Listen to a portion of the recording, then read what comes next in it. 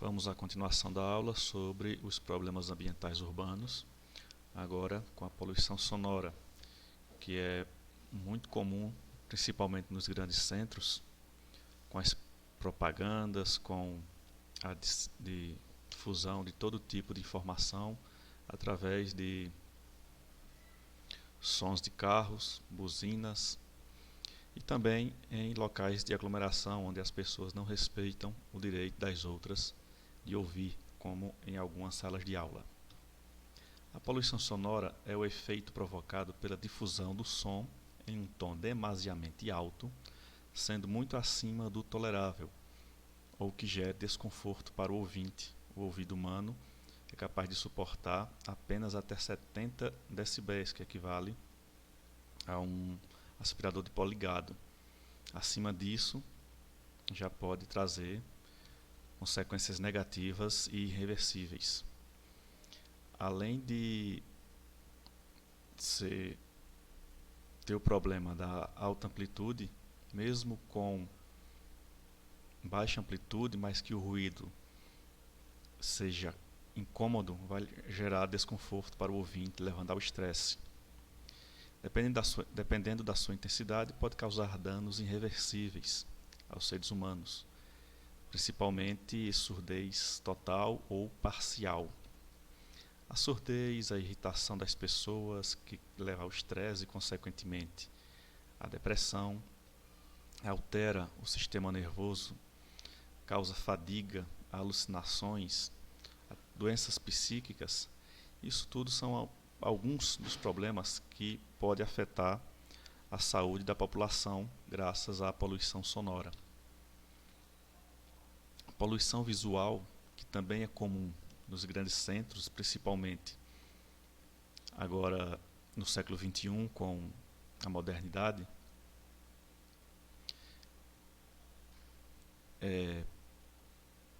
traz o excesso de informações passadas visualmente ao público.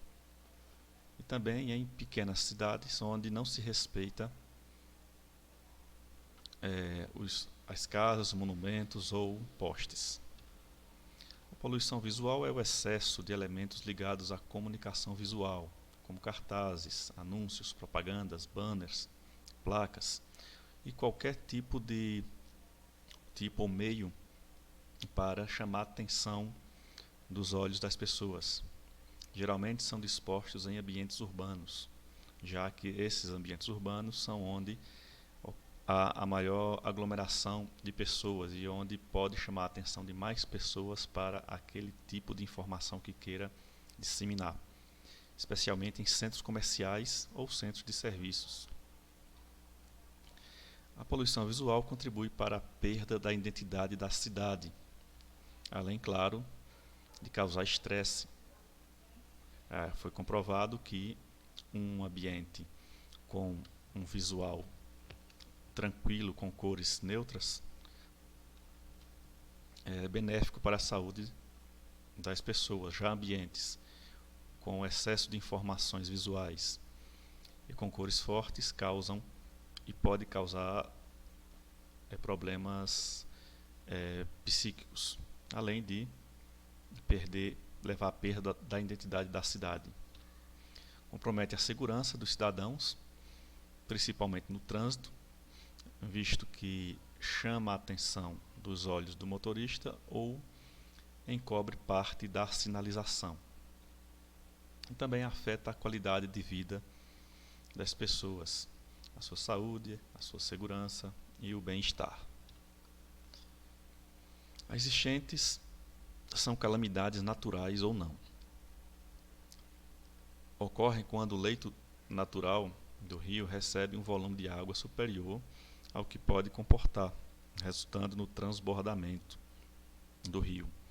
Normalmente ou naturalmente, alguns rios, no período das cheias, das chuvas, aumentam seu volume e transbordam, visto que não tem um leito profundo o suficiente para suportar aquela quantidade de água.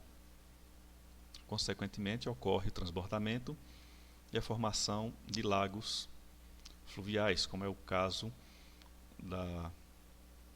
do Pantanal. Onde grande quantidade de rios transbordam, se unem e formam um grande lago, ou grande pântano. Esse fenômeno é comum principalmente nos rios de planície, já que as águas são lentas e não são capazes de aprofundar o leito do rio. As principais causas das enchentes de forma não natural é a fundação de cidades em limites dos rios. Essa fundação de cidades vai impedir a saída da água dos rios no período das cheias e, consequentemente, as águas vão invadir as ruas. Alterações realizadas em bacias hidrográficas, como desvio dos cursos dos rios ou desmatamento, que favorece o assoreamento, e o leito do rio vai ficar mais raso, perdendo a capacidade de comportar água no período das cheias. Construções mal projetadas de diques, poeiros e meios de evacuação das águas, com projetos mal feitos, das formas de escoar a água, ela não tem para onde ir e se acumula nas ruas. Ou depósitos errôneos de lixo em vias públicas que, com a força das águas, são arrastados, causando entupimento dos locais de saída de água. Mesmo com projetos eficientes de escoamento das águas, vai tornar-se ineficaz devido ao lixo acumulado que impede a passagem da água. As enchentes podem provocar prejuízos, como a perda de automóvel, pode trazer doença quando misturada com urina de animais ou fezes de animais, por exemplo, e também prejuízos ao invadir as casas e danificar móveis e eletrodomésticos. Como consequência, as enchentes podem trazer o abandono dos lares inundados.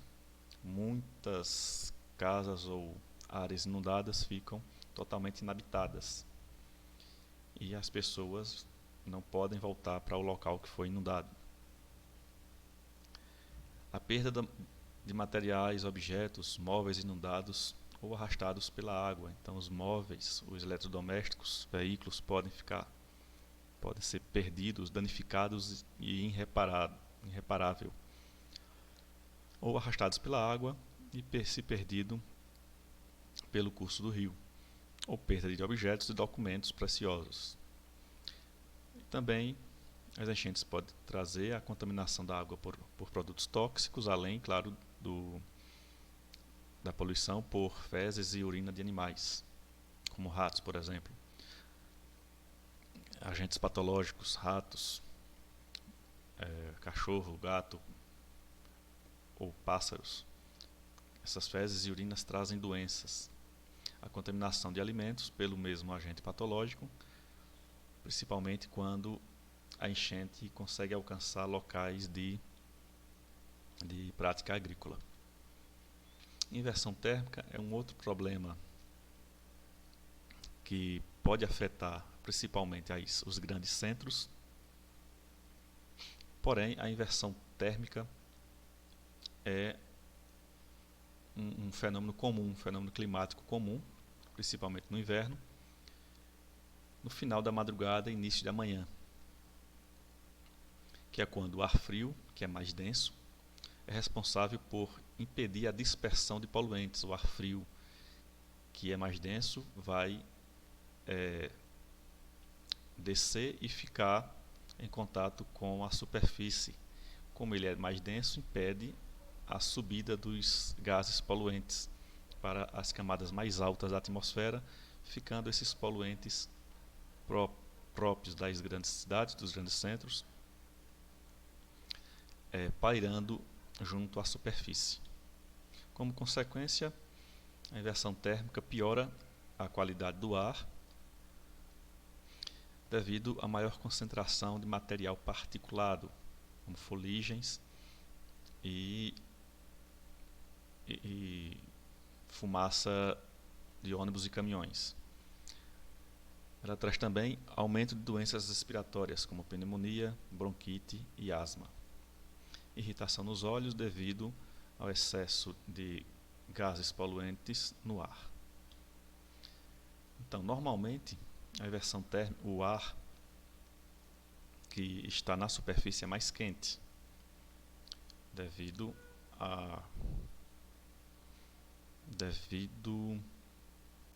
ao contato dos raios solares com o solo.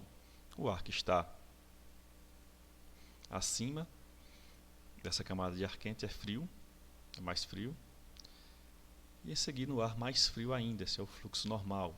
O ar vai esfriando conforme a altitude vai aumentando. Porém, nas madrugadas e início da manhã, ocorre a inversão térmica, onde o ar quente consegue penetrar pelo ar frio e o ar frio vai ficar na camada inferior, próximo à superfície. Esse ar quente depois vai se resfriar e aí volta ao fluxo normal.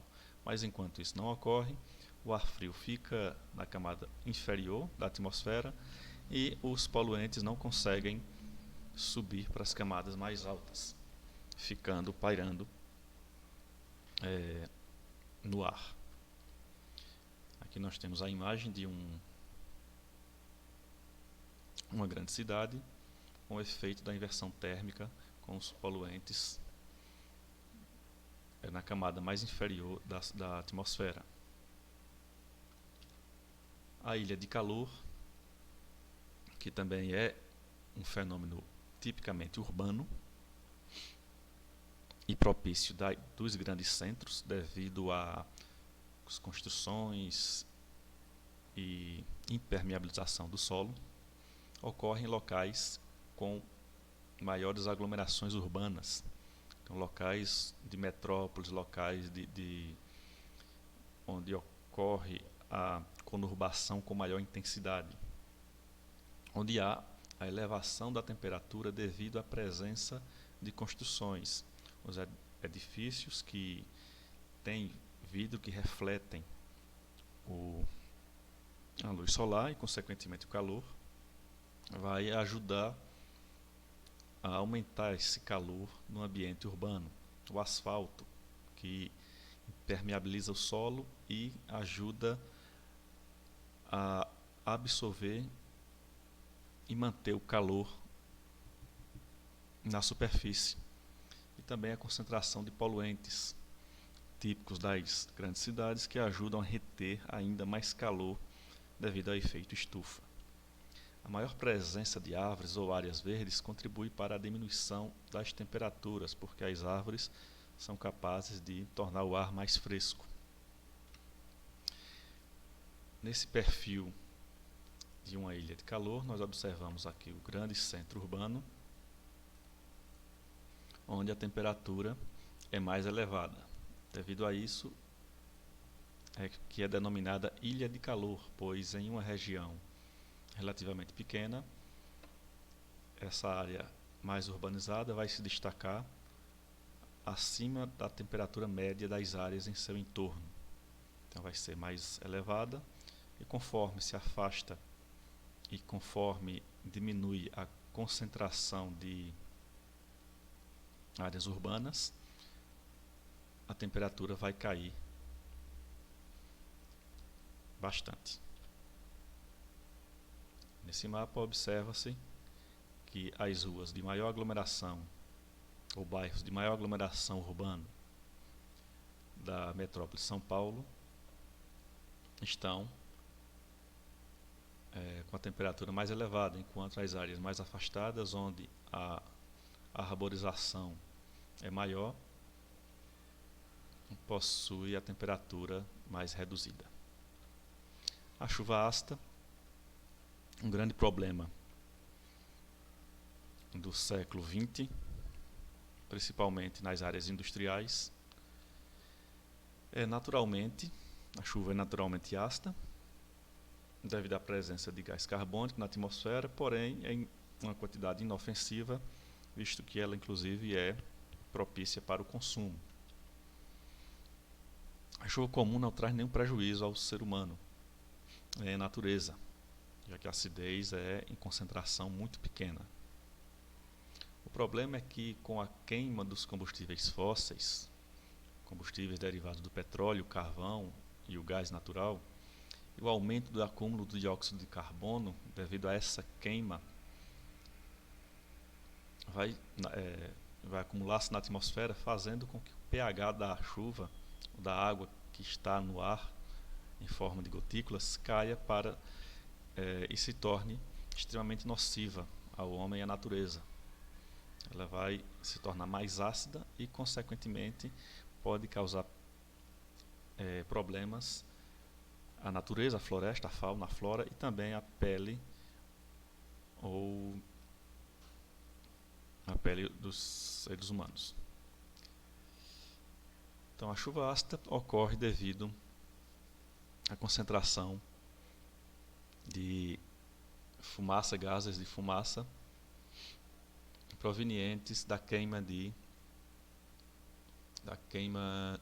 de combustíveis fósseis.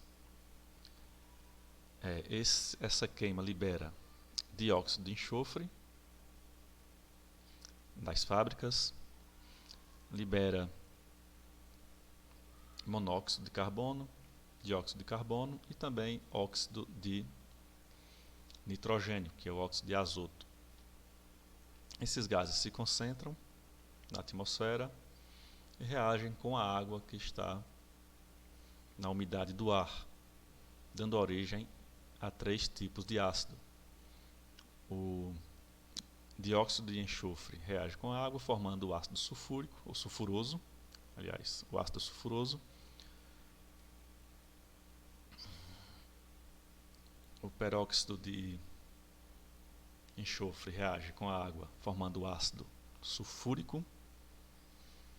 E o óxido de nitrogênio reage com a água, formando o ácido nítrico, que se concentram nas nuvens e, ao cair na superfície, vai causando prejuízos naturais e humanos também. A chuva ácida ocorre em países altamente industrializados, como nos Estados Unidos, países da Europa e recentemente na China, mas inicialmente esse problema foi observado na Europa, visto que foi o primeiro continente a se industrializar. No Brasil também há um exemplo lá em Cubatão, que é uma cidade industrial de São Paulo. Como consequências, os rios, as águas dos rios ficam acidificadas, ficam mais ácidas, consequentemente inapropriada para a sobrevivência dos peixes e também nos lagos, que compromete a vida desses ambientes. Causa a corrosão de metais que estão expostos ao tempo, a pinturas e também de monumentos históricos. Pode destruir florestas, visto que a chuva ácida não é indicada para as árvores naturalmente, que surgem naturalmente, pois a exposição do solo favorece o deslizamento da terra, visto que a acidez aí vai causar a queima dos minerais do solo e também das folhas das árvores. A chuva ácida nos lagos e rios pode acabar com a fauna dentro desse rio ou desse lago. Pode acabar com a vegetação, visto que queima suas folhas e também aumenta a acidez do solo, que torna-se inapropriado para o surgimento dessas florestas. E também pode danificar monumentos de metais, pinturas ou até de mármore, como esse daqui. Aqui é uma foto antiga e aqui é uma foto mais atual, com um monumento totalmente deformado.